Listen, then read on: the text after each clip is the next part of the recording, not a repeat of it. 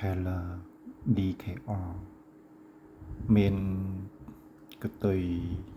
EE ចុងអានឹងបើសិនជា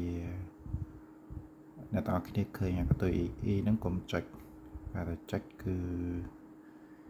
វាអាចចូលក្នុង online scam គេទាញយកព័ត៌មានពីកុំព្យូទ័រឬក៏ទូរស័ព្ទយើងហើយ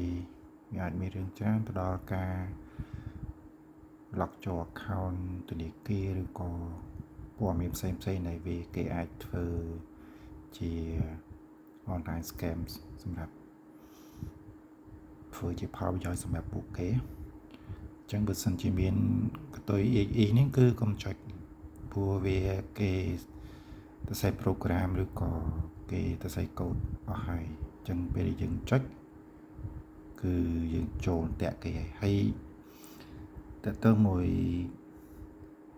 ផ្ញើហ្នឹងគឺវាផ្ញើជាលក្ខណៈប្រព័ន្ធមិនដែលវាផ្ញើចូលច្រើនគ្នានេះគឺរហូតដល់ 57.9K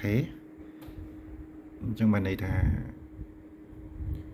ចំនួនអ្នកចូលគឺច្រើនពី forward តគ្នាអញ្ចឹងវាមាន system របស់គេលុយហើយគាត់ទៅសេគាត់ខុសនេះគឺជុំដំណឹងតែពិតគឺជូនដំណឹងអញ្ចឹងយើងអាចវាមិនបានថាវាជា